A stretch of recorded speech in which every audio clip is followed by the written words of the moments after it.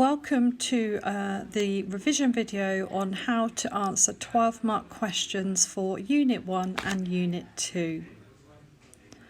For 12-mark questions only, we would like you to use the following structure.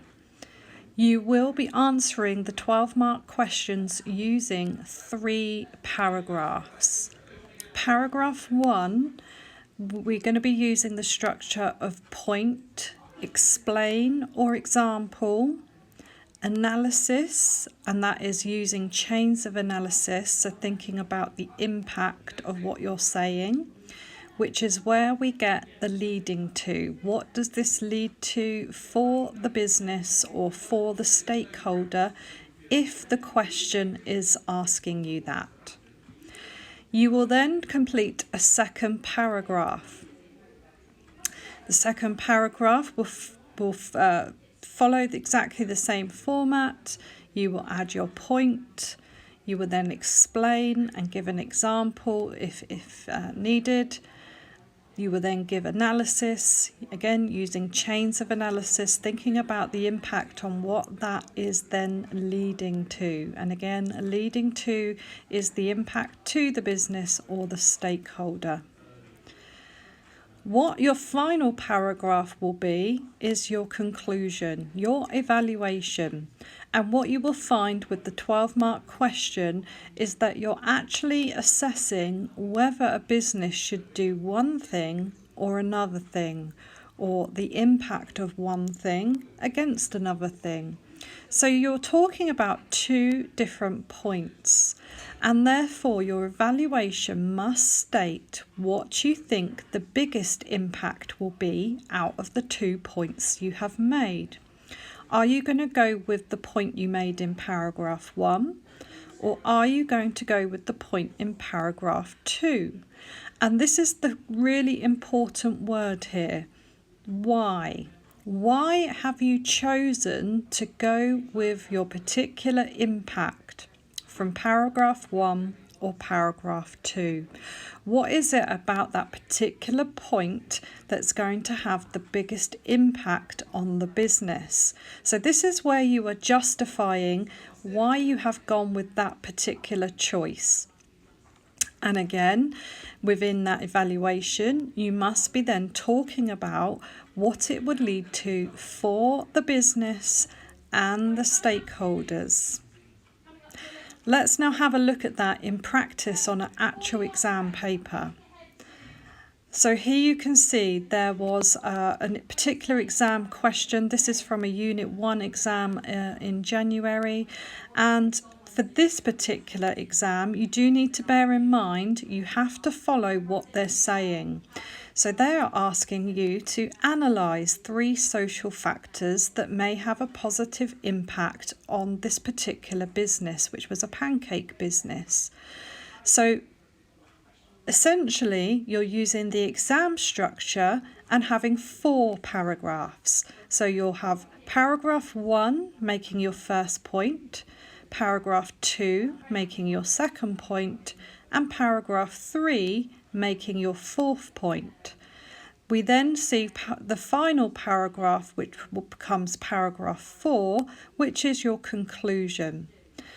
As you can see, I have marked up, according to this exam, where this particular candidate has made the following against our structure.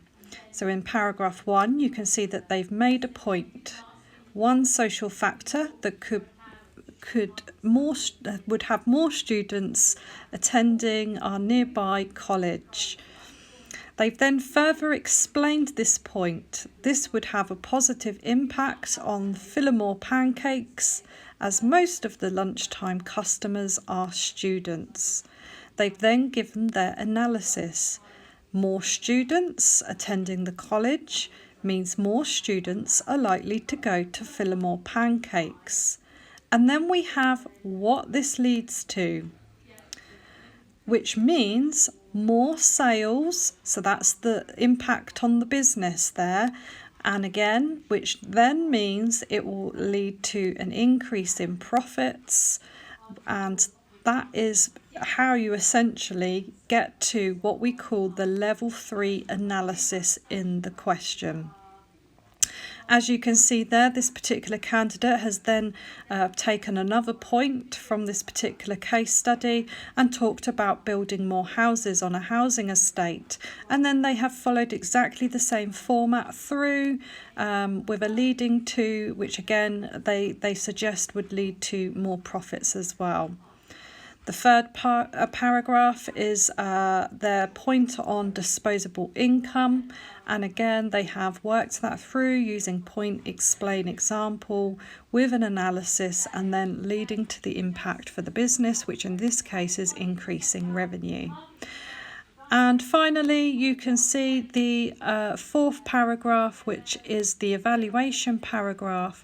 And here we have actually got this student telling us what is the best option for this particular business. And in this case, they have gone with the option of building more houses.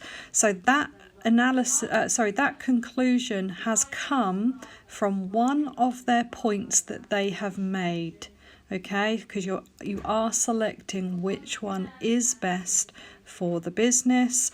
They have then justified that by explaining why, and then they have talked about how this leads to the business in terms of its impact, in which case it's talking about obviously the more houses you have in an area, the more locals you have that can spend money at the business and therefore ensure that profits are made. What this slide shows is that when we're talking about the leading to and the analysis, here are some examples of what you could be saying. So where you are explaining something through and talking about what it leads to for the business, for example, you could say that it leads to profit. But you do have to be careful if you are talking about a charity, because obviously charities don't make profit, they have a surplus. So that can't be used if it is a business in the voluntary sector. But you could use costs. It could use to improve cash flow or negative cash flow. It could improve decision making within the business. So actually it becomes easier to run the business as a result. It could lead to customer loyalty, so customers are returning. Whatever it is that the business is doing, customers are going to be really satisfied and want to return to the business. It could be that it's improving quality, and that could be quality of your products. It could be quality of your service. And again, think about businesses who, we rate as 5-star in terms of their quality. And that simply means that, their reputation is of high quality and customers perceive that and want to obviously return to businesses that can offer that quality. And sometimes people pick quality over price, so just remember that quality is quite important as a leading to factor. It could lead to a better reputation or a worse reputation, obviously depending on what the question is. And reputation, again, your reputation precedes you. Therefore, it's really important for a business to have a good reputation, particularly with the uses of social media. People can obviously post very, very easy reviews which go viral. So we're always wanting to protect business reputation. Think about possibly the leading to effect in terms of staff turnover. If you have unmotivated staff, perhaps they will start to leave the organisation. So whatever the impact is, it may have that effect on your actual employees. Whatever the business is doing, again, it may lead to absenteeism, which is where employees are absent without an actual sort of, valid reason. We take the day off work and call in sick or something like that. So again, if you've got unmotivated staff, this can be a really big problem for organisations. So they have to be aware of whatever they're doing, the knock-on effect to their employees. And then last of all, obviously we have service provision and user rates. The impact could lead to obviously an increase in people using your business or a decrease in people using your business, depending on how the question is framed. And therefore, obviously, it's important to obviously understand the business that is going to be presented in the text and think about, do they have products? Do they have a service? Or is it users, like apps and things like that? You don't necessarily, use an app as a service. It's more as a sort of user rates. So just have a little think about the business presented in the text and use the applicable terminology for whichever one is needed. One thing to point out, you cannot get to 10 to 12 marks in an exam question if you have not completed the analysis part. So if you, for example, do 4 or 3 beautiful paragraphs, but you have not shown analysis and what it leads to, and in any of those paragraphs, so say you did the analysis in 2 of them but forgot it in the 3rd, then you would not be getting 12 marks. You have to literally do the analysis in every single paragraph so that your final conclusion is then marked at the level 4 marks, which is, as I say, 10 to 12 points. Hopefully that's the end of this particular video, but hopefully you have found this interesting and of use, and just would like to wish you good luck in your near future exams.